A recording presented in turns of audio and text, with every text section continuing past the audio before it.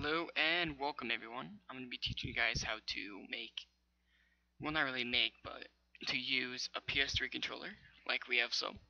And we're going to use it to play video games on our computer using two simple tools as Ds3 tool and Xpaddler. So first of all, you're going to need a PS3 controller of course, and handy dandy cord. Once you have that all set and done, plug the USB into your computer. Now, I'm going to have the links below of the Xpaddler and the Ds3 tool. So, or you could just ask me and I could give you the exe file. I'm running on Windows 8, as you can see, 8.1. Yeah, no, it's not that good. I don't like it. But, so what you're going to do is you're going to open up your Ds3 tool.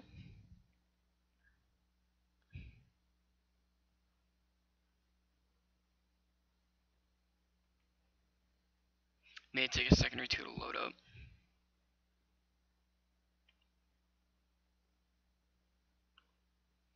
There we go.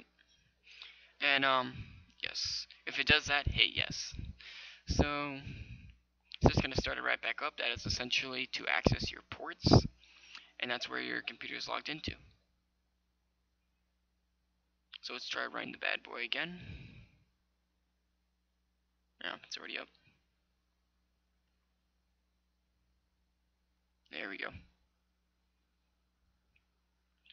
So as you can see, mine is already in here, but first of all, I'm just gonna disconnect this for a second. Usually you're gonna see it set up like this. You know, pretty simple, ads everywhere. So what you can do, after you plugged in your PS3 controller, and then you can run this as an Xbox 360 controller, when you're doing Steam, and it works just the same.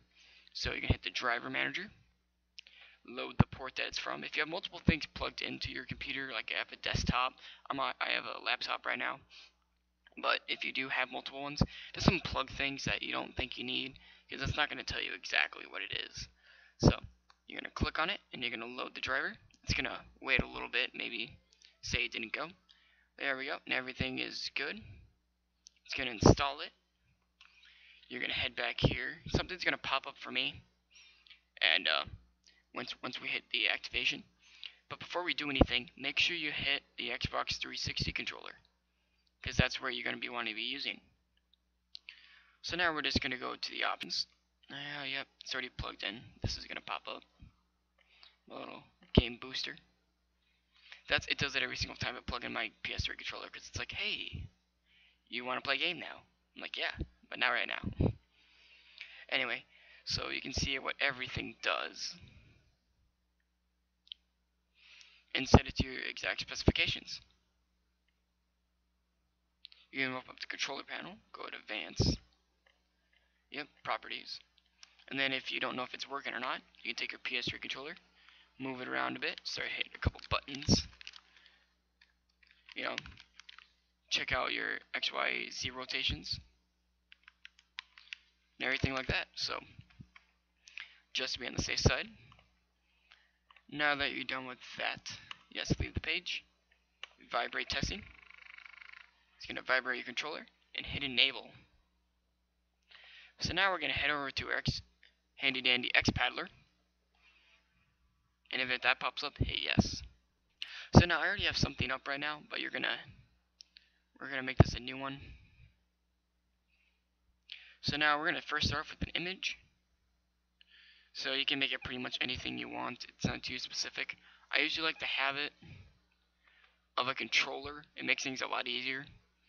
Then you hit sticks. I usually have stick, and I'm gonna position it right over the top of that. Hit the second one. Boom. D-pad enable. Bring that right over on top of there. Buttons. So now for you to add buttons to it, you're essentially just going to hit them. So this one's going to be the top right, top left, X button, square button, circle button,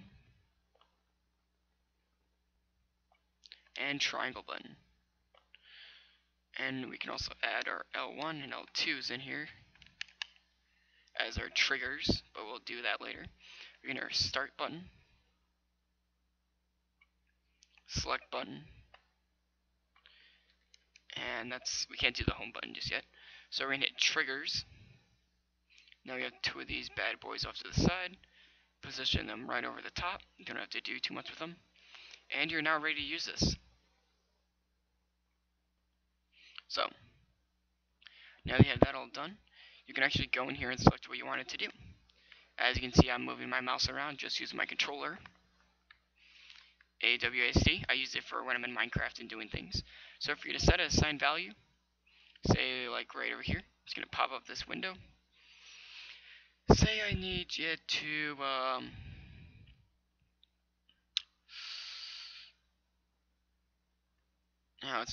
print screen's currently not supported. I'm sad. Yeah, you can just set it as none, but let's just set this as an indentation button. So every time I hit that button, it's going to indentate something, or enter. So I can scroll up, scroll down, move left, right click, left click, just the essentials. So now we're actually going to get into the game. I have a little Minecraft game.